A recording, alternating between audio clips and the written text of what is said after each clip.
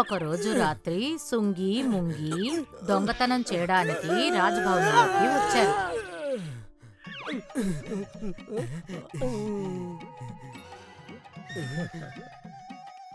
ఈ రోజు మన చేతికి పెద్ద మొత్తంలోనే దొరుకుతుంది. మన ఈ చిన్న చేతులున్నాయి కదా, వీటికి ఏ మొత్తం సరిపోతుంది చెప్పు. వచ్చి చూడ తెలుస్తుంది.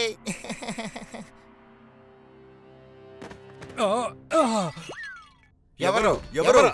సైనికులారా, నా గదిలోకి ఎవరో దూరారు. యువరాజు గారి గదిలోకి మీరు దొంగతనానికి వచ్చారా? దొంగతనమా?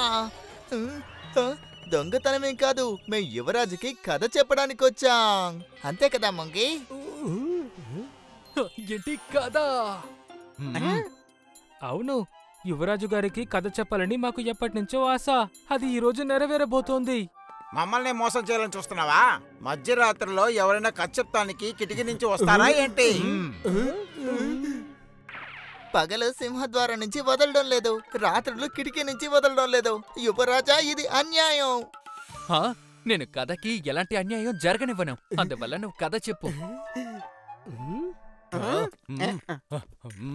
ఎంతో కాలం కింద అచ్చం మీలాగే ఒక యువరాజు ఉండేవాడంట.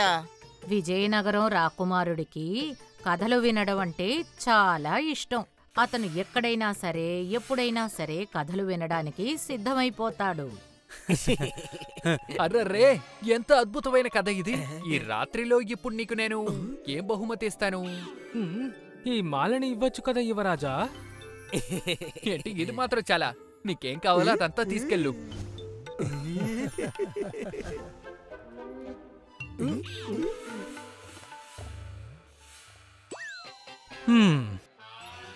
మనం ఇప్పుడు ధనవంతులైపోయాం. రాకుమారుడి కథలు వినే అలవాటును చూసిన మహారాజు మహారాణి చాలా బాధపడ్డారు. ఇది చూసిన మంత్రి సారంగా ఒక పరిష్కారం చెప్పాడు. మహారాజా, మన యువరాజుకి దేశ బాధ్యతల్ని అప్పచెప్పి కథ వినే అలవాటుని మారుస్తే ఎలా ఉంటుంది? దీనివల్ల తన ధ్యాస మళ్ళుతుంది, దాంతో పాటు కథ వినే అలవాటు కూడా తప్పుతుంది. ఇదొక మంచి ఆలోచన సారంగా. రేపటి నుండి ప్రజలకున్న సమస్యల గురించి యువరాజుగారే వినాలి. సరే, మొదలెట్టండి. యువరాజా, ఈ ఉడన్కా నా వస్తువుల్ని తీసుకొని డబ్బులు ఇవ్వనని చెప్తున్నారు. అరరే, తను అబద్ధం చెప్పుతోంది యువరాజా. నిజమా కాదా అని మీ కథ విన్నాక నేను నిర్ణయిస్తాను. ఏంటి కదా? మేము మాకున్న కష్టాల్ని చెప్పడానికి ఇక్కడికి వచ్చాం యువరాజా. కొంచెం పొదుపు చేసి వీన్ని తీసుకెళ్లి చెరులో బంధించండి.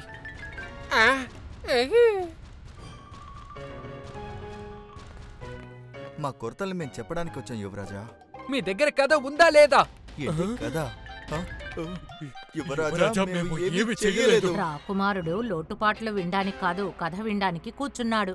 సారంగా ఇచ్చిన ఈ ఆలోచన పని చేయకపోయినా పర్వాలేదు, కానీ అది ఒక పెద్ద సమస్యని తెచ్చిపెట్టింది.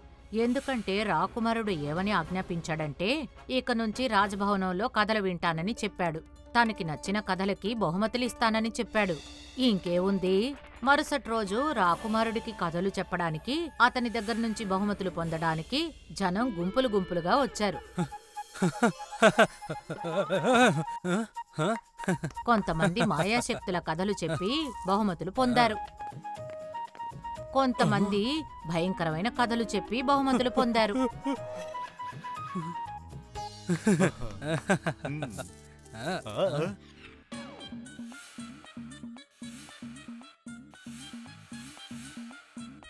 ఈ కథలు ఇలా ఎన్నో రోజులు సాగలేదు. అందరి దగ్గర కథలు తీరిపోయాయి. అందువల్ల అందరూ పాత కథల్నే కొత్త రకంగా చెప్పడం ప్రారంభించారు. ఈ కథని నువ్వు నాకు ముందే చెప్పావు. సైనికులారా, వీన్ని తీసుకెళ్లి చెరలో బంధించండి.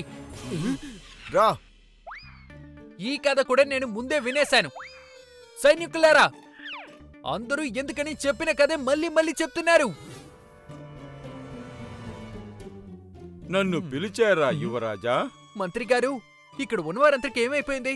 నాకు ముందు చెప్పిన కథే వీళ్ళు మళ్ళీ మళ్ళీ చెప్తున్నారు, లేదంటే చిన్న చిన్న కథలుగా చెప్తున్నారు. నేను పెద్ద కథల్ని వినాలి. నెలలయ్యినా కూడా అది అవ్వకూడదు. అలాంటి కథల్ని నాకు ఎవరు చెప్తున్నారు? వాళ్ళకి నా సగం రాజ్యాన్ని రాసిచ్చేస్తాను. ఇది వెంటనే అందరికీ తెలియచేయండి. కథలకు బహుమతులిస్తానని చెప్పడం వరకు పర్వాలేదు, కానీ కథలకు బహుమతిగా సగం రాజ్యమా? పరిస్థితి ఇప్పుడు చాలా విషమించింది. సారంగా ఇప్పుడు రాకుమారుడికి గుణపాఠం చెప్పాలనుకున్నాడు.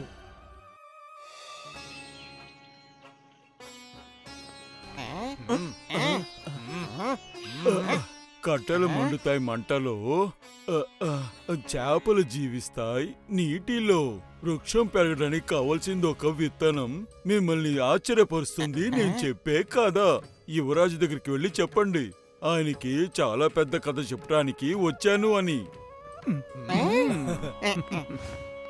యువరాజా, నేను మీకోసం చాలా పెద్ద కథని చెప్పబోతున్నాను. పెద్ద కథ? ముందు మీరెవరో చెప్పండి. నేను ఎవరని చెప్తే కథ సగంలో ఆగిపోతుంది యువరాజా. నా కథతోనే నేను ఎవరో మీరు తెలుసుకోబోతున్నారు. సరే, కథ మొదలెట్టండి. చాలా చాలా కాలం క్రితం ఒక రైతు కష్టానికి ఫలితం దక్కింది. అతని పొలంలో చెరుకు పంట చాలా బాగా పండింది. చెరుకు నుంచి దొరికిన చక్కెరని మూటలో కట్టిపెట్టి మూటల్లా తీసుకొచ్చి వాడు గదిలో పెట్టుకుంటాడు. ఇప్పుడు చెప్పండి, ఆ గదిలో ఎవరున్నారు? ఎవరు? చీమల యొక్క మహారాజు. భోజనం తనకి ముందు ఉంది, ఆకలి తన కడుపులో ఉండేంది. అతను చక్కెరని కొంచెం తీసుకుని అక్కడి నుంచి పారిపోయాడు. ఆ తర్వాత ఇంకొక చీమ వచ్చింది. కథ వింటూ అలాగే రాత్రైపోయింది. కాని మహామంత్రి సారంగా అతని కథ చెబుతూనే ఉన్నాడు. ఆ తర్వాత వచ్చింది ఒక మనిషి. ఏంటి, మనిషా? అది కూడా చీమే. అది కూడా కొంచెం చక్కెర తీసుకుని వెళ్ళిపోయింది. కథ వింటూ అలా 2 రోజులు గడిచాయి. కాని సారంగ కథకి ముగింపనేదే లేకుండా పోయింది. ఆ తర్వాత వేగంగా ఒకటి పరిగెత్తుకొచ్చింది. చీమే అది.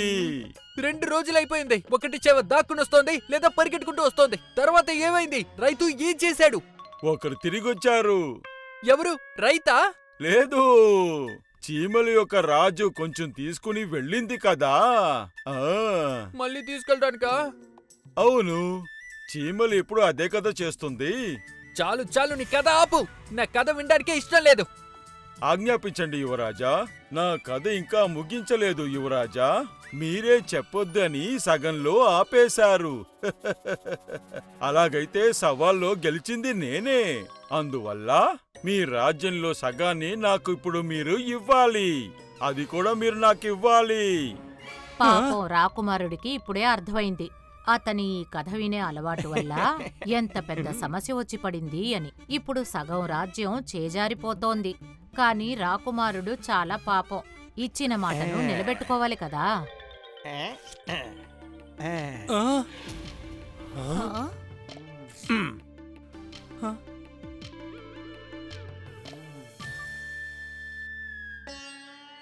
మహామంత్రి మీరా? మహామంత్రి, సగం రాజ్యం కోసమే మీరు ఇదంతా చేశారా? లేదు యువరాజా, రాజ్యం చేతి నుంచి పోకుండా నేనిలా చేశాను. నన్ను క్షమించండి మహామంత్రి. If you like this video, subscribe to our channel Murthy Media.